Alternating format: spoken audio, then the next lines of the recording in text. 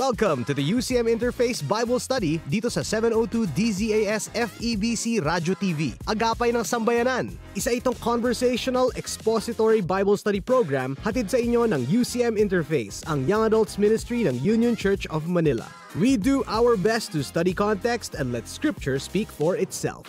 Ang programang ito ay isang teaching ministry ng Union Church of Manila, a church of many nations committed to making disciples who are transformed by the gospel of Jesus Christ. Rainier, Ben, Christina, And me, Gutch. So today we are going to be discussing chapter 9 and also yung 10. Kasi 10 has like 3 verses. Ihagip na rin natin. Although yung 9 medyo mahaba 32. right, 32. Oo. But before we discuss yung chunks of our discussion, why don't we talk about kung ano yung nangyari previously on Esther? Yes, ang nangyari dun sa chapter 8, nakita natin how the Jews were absolutely empowered. At nakita rin natin how they tried to solve that legal obstacle. Kasi nga, yung pagka may sinulat na yung hari, hindi na pwede siyang Baliin. That cannot be rescinded. So what they did was to write another edict to counteract the first edict. Right. At this point rin, si Esther tsaka si Mordecai na-elevate na rin sila. Yes. Nakuha na nila yung property yung estate ni Haman. Right. Tinanggal na yung signet ring at binigay na nga kay Mordecai. Right. Okay. And then, yung edict na dinesign ni Mordecai tsaka ni Esther was sent via royal horses. Right. Or Talagang parang, PSG yung pinadala, hindi LBC. right. PSG ang nagdala. So, laking bagay nun pag nakuha ng mga Jews. Right. Shucks, grabe. Ferrari yung nagpadala ng Oh. mga letter na to. Medyo big time. Buti na lang walang EDSA sa Persia, no? Oo. Hindi, ano Hindi may na umabot. Ferrari mo. Patay na sila bago. Patay na bago makarating yung edict. Ayun. Before we start, why don't we go through our reading? Esther 9 and 10. On the 13th day of the 12th month, the month of Adar, the edict commanded by the king was to be carried out. On this day, the enemies of the Jews had hoped to overpower them. But now the tables were turned, and the Jews got the upper hand over those who hated them. The Jews assembled in their cities in all the provinces of King Xerxes to attack those determined to destroy them. No one could stand against them, because the people of all the other nationalities were afraid of them. And all the nobles of the provinces, the satraps, the governors, and the king's administrators helped the Jews, because fear of Mordecai had seized them. Mordecai was prominent in the palace. His reputation spread throughout the provinces, and he became more and more powerful. The Jews struck down all their enemies with the sword, killing and destroying them, and they did what they pleased to those who hated them. In the citadel of Susa, the Jews killed and destroyed 500 men. They also killed Parshandatha, Dalphon, Aspatha, Poratha, Adalia, Aridatha, Parmashta, Arisai, Aridai, and Vaizatha, the 10 sons of Haman, son of Hammedatha, the enemy of the Jews. But they did not lay their hands on the plunder. The number of those killed in the citadel of Susa was reported to the king that same day. The king said to Queen Esther, "The Jews have killed and destroyed 500 men and the 10 sons of Haman in the citadel of Susa. What have they done in the rest of the king's provinces? What is your petition? It will be given you. What is your request? It will also be granted." "If it pleases the king," Esther answered, "give the Jews in Susa permission to carry out this day's edict tomorrow also, and let Haman's 10 sons be impaled on poles." So the king commanded that this be done. An edict was issued in Susa, and they impaled the 10 sons of Haman. The Jews in Susa came together on the 14th day of the month of Adar, and they put to death in Susa 300 men, but they did not lay their hands on the plunder. Meanwhile, the remainder of the Jews who were in the king's provinces also assembled to protect themselves and get relief from their enemies. They killed 75,000 of them, but they did not lay their hands on the plunder. This happened on the 13th day of the month of Adar, and on the 14th they rested and made it a day of feasting and joy. The Jews in Susa, however, had assembled on the 13th and 14th, and then on the 15th they rested and made it a day of feasting and joy. That is why rural Jews, those living in villages observe the 14th of the month of Adar as a day of joy and feasting, and a day of giving presents to each other. Mordecai recorded these events, and he sent letters to all the Jews throughout the provinces of King Xerxes, near and far, to have them celebrate annually the 14th and 15th days of the month of Adar, as the time when the Jews got relief from their enemies, and as the month when their sorrow was turned into joy, and their mourning into a day of celebration. He wrote them to observe the days as days of feasting and joy, and giving presents of food to one another, and gifts to the poor. So the Jews agreed to continue the celebration they had begun, doing what Mordecai had written to them. For Haman, son of Hammedatha the Agagite, the enemy of all the Jews, had plotted against the Jews to destroy them and had cast the Pur, that is the lot, for their ruin and destruction. But when the plot came to the king's attention, he issued written orders that the evil scheme Haman had devised against the Jews should come back unto his own head, and that he and his sons should be impaled on poles. Therefore these days were called Purim, from the word Pur, because of everything written in this letter, and because of what they had seen and what had happened to them. The Jews took it on themselves to establish the custom that they and their descendants and all who joined them should without fail observe these 2 days every year in the way prescribed and at the time appointed. These days should be remembered and observed in every generation by every family, and in every province and in every city. And these days of Purim should never fail to be celebrated by the Jews, nor should the memory of these days die out among their descendants. So Queen Esther, daughter of Abihail, along with Mordecai the Jew, wrote with full authority to confirm this second letter concerning Purim. And Mordecai sent letters to all the Jews in the 127 provinces of Xerxes' kingdom, words of goodwill and assurance to establish these days of Purim at their designated times, as Mordecai the Jew and Queen Esther had decreed for them, and as they had established for themselves and their descendants in regard of their times of fasting and lamentation. Esther's decree confirmed these regulations about Purim, and it was written down in the records. King Xerxes imposed tribute throughout the empire to its distant shores, and all his acts of power and might, together with a full account of the greatness of Mordecai, whom the king had appointed, are they not written in the book of the annals of the kings of Media and Persia? Mordecai the Jew was second in rank to King Xerxes, preeminent among the Jews, and held in high esteem by his many fellow Jews, because he worked for the good of his people and spoke up for the welfare of all the Jews. So now, let's talk about the chunks. Doc, ano ba yung chunks natin? 3 chunks? Okay. So the first chunk would be from verses 1 to 19. 19. Ano nangyari dito? It talks about what happened. Okay. Ito na yung D-Day.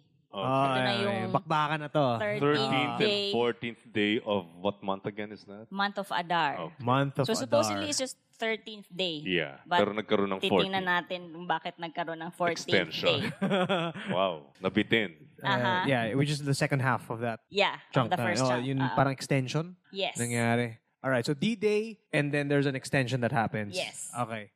And then the And second then chunk yung will second be... chunk, verses 20 to 32. So basically explaining why the Jews celebrate the Feast of Purim. Parang summary siya of everything that happened. The last chapter, epilogue naman. Oh, happily ever after, sort of. Pero Galing ni Mordecai. Ganito siyang kagaling. Oh, galing. 3 verses lang naman siya, pero pasadahan din natin Yeah. mamaya na yung epilogue na to. Alright, so let us go to the first chunk. 1 to 19. So on the 13th day, within the citadel of Susa, so the Jews were able to kill about 500 men. This would be verse 12. And then, dun sa 127 provinces, I think that's in verse 16, they killed about 75,000 men. Wow. Medyo marami yun. Teka, this Dami. happened In just one day. in one day. Ang dami nun. Grabe. Grabe yun. This first chunk, I think, is really just them reporting what happened. Eh. Diba? Ito yung nangyari, ito yung numbers. So on top of that, dun sa 500 people and the 75,000 people who were killed, it was also mentioned that the 10 sons of Haman were also killed. With very difficult names to pronounce. Right. So later on, we'll also talk about that. Isa pang nag-stand out dito is that the Jews did not lay their hands on the plunder. Wow. So this was mentioned 3 times. 3 times. Yeah, that's verse 10. So that's verses 10, 15, and 16. Right. It's something important kasi nung time na sinusulat naman yung scripture, both Old and New Testament, wala naman silang Font. highlight. Lakihan natin yung font All caps. size. All All caps. caps. Parang ganun. Wala silang way to highlight except by repeating. Parang ipupukpok nila yung Tama. concept na to. Kaya nga sa New Testament, like Lord, Yung pagsulat ni 700. Paul sa Kasama, Philippians. hundreds of times sinabi yata yung Lord Repeated of us. word in the letter of Paul to the Philippians is joy or rejoice. Oo. If there's a repeated word, especially in one chapter, it's repeated several times, that means it's very important. Take Oo. note of it. Mm-mm. Yan. We'll discuss that later. Yan. Park muna natin yan. Okay, park muna. Ngayon, within these verses, there's also mention of a second day of killing. So, Anong verse? what happened with this second day and bakit may second day? Ito yung extension na hiningi ni Esther Hiningi ni Yes. Esther. sa verse 13. Verse 13. Give Sabi the Jews niya, in Susa permission to carry out this day's edict tomorrow also. so aside from just the original 1 day of killing on the 13th day of the month of Adar, merong 14th day only in the citadel of Susa. Exclusive sa Susa. Yan. So on that 14th day, the sons of Haman were impaled. Although by this point, patay na sila. Patay na sila. Oo. So Tapos? they were already dead, but Okay. then she still requested for them to be impaled. On this second day of killing, there was an additional 300 men who died. Grabing statistics to. So now, let's take all of these points. Bakit nangyari tong mga to? Why was it mentioned na yung names ng mga anak ni Haman? And what are their importance? Why was it emphasized na yung plunder, they did not touch it? Mhm. Yun, bakit may second day of killing? What Okay. are your thoughts? Very interesting parts nga na... Let's check our reference there. So that's 1 Samuel 15 verses 1 to 11. Ano bang gist niyan? Medyo mahaba siyang passage. So ang story dito, King Saul. King Saul was commanded to attack the Amalekites and then to put to death men and women, children and infants, cattle and sheep, camels and donkeys, not to spare anyone or anything. And then, after this attack, apparently, nispare niya yung king, si Agag. Okay. Na-spare pati yung sheep, cattle, and ibang livestock. Mhm. Ito ba yung comedic scene na... I think pinag-usapan natin to before eh. Yung... What is that bleating? Yung may... So the prophet Samuel confronted him about it na parang, what is this bleating of... Ginawa ba yung instruction sa'yo? Oo! Yan pala. Ano yung narinig ka sa likod mo? Nakinabang pala siya. Nakinabang pala. They took the plunder when they were told Not. not to. Pero dito sa sinabi mo nga dito, 3 times in the book of Esther, it was mentioned that they did not lay Take their the hands plunder. on the plunder. And if we go back to the original edict, Okay. they were actually allowed to take the plunder. Right. Right. Oo. Balikan natin yan sa chapter 8. 8. That's, Kasi nandun yung original edict. saying that the king allowed the Jews who were in every city to gather and defend their lives, to destroy, to kill, and to annihilate any armed force of any people or province that might attack them, children and women included, and to plunder their goods. So yun, to plunder their goods. So why didn't the Jews now plunder the goods? Kung i-connect ko yan dun sa 1 Samuel 15, I think they have a very clear understanding that this is a divine warfare. I would like to distinguish the use of divine warfare, hindi holy war. Sige, sige. Okay. Oo. Kasi, Very sensitive topic nga. oo nga itong, medyo Holy War, sensitive ito. Kasi gusto kong ma-distinguish yung paggamit ng terminology. I would call this divine warfare As opposed to... as opposed to holy war. Kasi, alam mo yung salitang holy war, you know that term? that was really just invented or coined by a German scholar. His name is Friedrich Schwally. And this was in the early 20th century. Kino-compare pa nga niya yung holy war sa Bible, pareho nung sa jihad ng Islam. But they're actually very, very different. Kasi yung holy war, yan yung jihad na tinatawag sa Islam. And in Islam, it's the people of Allah fighting. In the name of. In the name of Allah. In the Bible, divine warfare is different because it is God fighting on behalf of His people. Magkaiba yun. Dito, ngayon sa Book of Esther, nakita natin na they decided not to lay hands on the plunder when the edict says that they have the right. They have the right Yeah. to. Yeah. Oo, hindi nila ginawa because they have that understanding that this is not for personal vendetta. This is not because we're taking revenge. Yeah. But this is because this is God's war against evil. Yun ang tingin nila. Kaya paulit-ulit yan dun sa chapter na yun. So all in all, it's politically motivated and something about gaining more Land. and wealth, maybe. Yeah. Yeah, resources, yeah, Yeah. basically. Iba yung motivation. Which is- Ibang-iba siya dito sa sinasabi nating ginawa Divine ng mga... warfare, Right. which is Which Not is- to God touch the fighting. plunder. No, not to touch the Yeah. plunder. Malawak yung history ng Crusades, but all we can say is this is not consistent with the teachings of Scripture. Tingnan niyo itong verse 7, kasi dito talaga nilista lahat ng pangalan ng mga anak ni Haman. And I think this is very significant that all these names had to be listed. There's this particular commentator. He's probably Japanese because his last name is Yamauchi. Pero ito yung sinabi niya, it's very interesting. Kasi nga naman, why do you have to list down all these names? And he said that these names may be what you call a daiva, D-A-I-V-A. I don't really know how to pronounce it properly. But the daiva names are ancient names in Persia. They were used of the gods in early Iranian and Hindu writings. Sa Persia, later, sa mga Eastern religions, they were associated with demonic powers. Itong mga pangalan na to. And I think the readers of Esther would be alerted to this. The list of these names, nung malaman nila, I'm sure not all of the readers would know the names of Haman's sons. Pero kailangang banggitin kasi nga, these names are associated with demonic powers. Meaning, mukhang kalaban talaga ng Diyos itong angkan ni Haman. Okay. And also, Haman is an Agagite. Right, and he's an Agagite. Sanabi mo nga Ben, di ba? Yeah, could be a designation. It could just be a designation. But But still, it emphasizes the fact that these people, their father and the sons, maybe the whole family, are really enemies of God.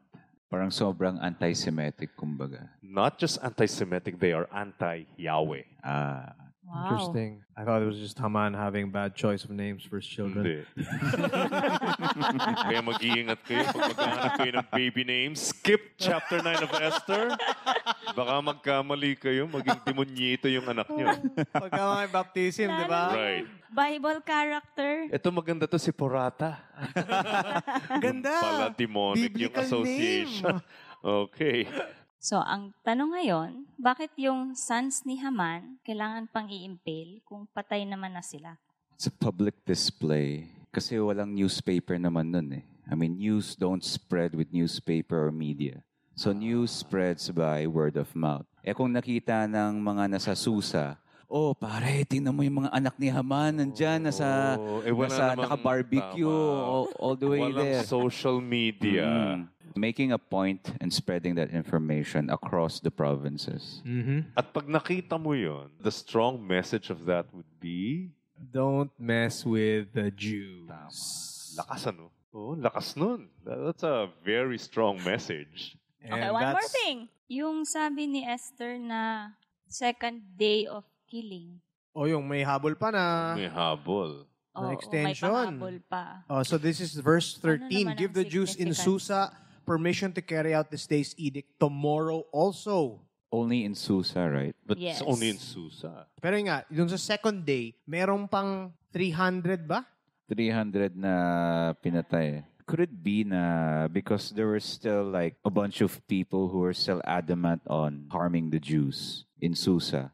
Kasi home base yan ni Haman eh. Yeah. And he would have like a huge influence, a huge parang, That's highly, diba? highly Na baka likely. mag-revenge sila on the second day. Could be. That's very possible. Kasi yung edict naman is still defensive eh. Hindi naman Right. offensive. Right, So right. just in case, meron pang humabol na Which, mag-revenge. because there's 300, so baka nga, meron talagang Meron talaga. meron talagang May umabol. intel yan. Oo. Oo. Yeah. So kung titingnan mo yung timeline, ito yung nangyari. So 13th day, lahat. Yeah. Susa and the provinces. Right. On the 14th day, sa Susa, may killing pa rin. Pero in the provinces, they're already having a party. Nagsiselebrate na So tapos na sila. Tapos Okay. na. And then, on the 15th day, yung sa Susa naman, sila naman yung nag-celebrate. Oo. Okay. So now we're on the second chunk. The verses 20 to 32, nag-send out ng letter si Mordecai on how to celebrate the Feast of Purim annually. Unang letter niya was yon to celebrate on the 14th and the 15th day. So that's the reason why there's a 2-day celebration. Diba there are, was it four? Four other... Five. There Five are other- five. 5 other feasts. There are 5 feasts in Pero- the Torah. This is added. But by By the time of Mordecai and Jesus, Esther. you have the Purim and then the Hanukkah. Aha, okay. So because of that Mordecai's letter telling them to, you celebrate on the 14th and 15th day. So they do it annually. Maganda yung point na yan kasi they do it annually. Oo. Tapos nakalagay pa dun sa letter is hindi nila pwedeng kaligtaan gawin. Wow. They have to do it forever. Wow. Ito na nga yung one of the fascinating points here is this was added on top of the 5 that were already established in the Torah through Moses. Right. Yeah. Inuutos yun. Ito yung mga feast na gagawin. Andyan na yung mga Day of Atonement, Feast of Weeks, etc., etc. Diba? There were 5 of them. Tapos ito, sila ang nagdagdag. Si Mordecai. I mean, oh yeah. Diba? But it wasn't like, hindi siya prophet. He's not a prophet. Wala siyang, let's say, religious, spiritual Affiliation. pedigree. Parang hindi siya ordained or anointed, Hindi diba? naman Wala. siya, he's not like Aaron at least, di ba? He's not a Levite. Wala siyang ganong pedigree, pero ginawang feast and regularly celebrated. I think this is a fascinating point. Hanggang ngayon, no? Yeah. Until now, they they still celebrate. celebrate it. Wow. Oo. Tapos may recollection of these Of scenes. Esther, What because happened? they would read the entire book on the day of Purim. Tapos malamang may mga presentation yan. Siguro. May acting-acting dyan. Ewan ko kung parang Moriones. Hindi naman siguro ganun. But they do read the book of Esther on the day of the celebration of Purim. So interesting. And aside from just Mordecai giving that letter, even si Queen Esther nagbigay. So parang may second letter. And this time, merong authority niya. So it's not just Mordecai, but also Esther. I find that very interesting. Like, again, they're not Moses. But why was this established as an important religious feast? Why do we celebrate feasts in general? To commemorate something. Something very important. Something very important. But I think it's important to point out that the people who established it are not even like Moses. I think it goes back to the main theme of the book of Esther, that God is always in control. And I think in a way, this is where the Jews realize or recognize that God doesn't have to have an appointed person, a prophet, or a, like in the line of Aaron, to actually have his hand work Okay. for them. Okay. Ganda Parang naman. diba, it has been a theme of Esther na they were nobodies, quote and quote. Right. Ibig sabihin, sinasabi mo, Ben, na malinaw that this is God's doing. So it doesn't require a Moses. Parang yung sinasabi natin din nung, in the previous chapter that we see God at work and it doesn't require a spectacular miracle to say that this is the work of God. Right. So clearly, they see this as God's work. And even if God is not mentioned across the whole book, they still recognize that this is God's work. And the fact that they're celebrating it, they are acknowledging that this is from God. The Nice. salvation is from God. Okay, so yung third chunk naman is yung tatlong verses sa 10. Pero actually ito parang epilogue lang just to show na Umanga talaga si Mordecai. Oo. happily ever after, Oo, sort of, oo. yeah. Pero ang ganda nung nangyari sa buhay ni Mordecai and everything that was mentioned in these 3 verses in chapter 10. Oh, tsaka yung reversal theme comes full circle, sort Kay of. Mordecai. At the end, na Right. pag nakita mo yung kwento ni Mordecai. Parang bracket, Siya. no? Mordecai, it started with Mordecai, really, and then ends with Mordecai. At iba na yung position dito ni Mordecai from the start of the story. Which is interesting na it's entitled Esther. Oo. Parang dapat Mordecai. Yeah, I mean, Pero, yung gitna kasi si Esther yung ginamit. yung ng the main Panginoon. reversal, Right, diba? right. But the story seems to be revolving on Mordecai. Pero parang he cannot stand alone without Esther eh. it would have been Isa pa rin interesting lang to see na pati sa dulo may epilogue din si Esther eh. But in the end, Yeah. ang ending scene mo, ang ending shot mo sa movie, Mordecai It's pa din. Mordecai. si Mordecai who is The exaltation of Mordecai. from chapter 1 all the way to chapter 10. History. Nice. To ride on that. I learned this before na yung Hebrew word ng working the soil is avoda, Avoda, which also means worship. which also means worship. So how beautiful is that? That working the ground in Genesis, which is, work, our work, God sees Worship. that as worship. Diba? So whether we're an artist or we're doing medical field or business, we're working the ground. God can use you. And God sees that as worship. Wala talagang Diba? dapat Excellent hierarchy, no? It's about how God uses very broken people with imperfect stories, people who are flawed. One, it's for people who think, paano naman ako gagamitin ni Lord? Parang ang messed up ng kwento. Diba? Hindi man ako perfect na Christian or something. And I think we see from Esther na God uses people who are flawed. And God moves even through the mess. Yeah. True. And then on the other side of that, it's for people naman who look at other believers and think na, paano naman gagamitin ni Lord yung mga katulad niya? Alam mo yan, or hindi siya ideal believer, hindi siya ideal follower of Christ. And so it's like a message also for people who look at others that way and see na maybe, rather than write them off, maybe we can walk with them and encourage them. There's no perfect story, No. No, there isn't. Diba? No. but God is faithful and He works through all of that. Not because of our track record, but because of His faithfulness and His character. Right. And because His will be done. Medyo related lang din sa'yo yung sa akin. Na whatever past we have, ano man yung mga mistakes in our lives na we've done, ano yung mga nakakahiyang mga sins, ano yung mga decisions na ginawa natin in the past, they are all links into what God has planned for us. Parang as of now or as of then, it seemed insignificant and really a mess. God still uses those situations for something that we don't see now, but in the future, He'll do something beautiful about it. Beauty from ashes. Sabi, Yes. diba? I mean, for me, kasi with Christina, it's looking back and what does my history mean to me and what it could be. For me naman is looking forward. So I no longer fret too much about the decisions I need to make, but I won't be so worried about, because now when I realize through Esther is that God has our backs. Right. Even if our utter screw ups or in the best of our decisions and everything else in between. So even in our own walk of faith, even in our own missteps and lapses, He will perfect it for His purpose. Nice. Yeah.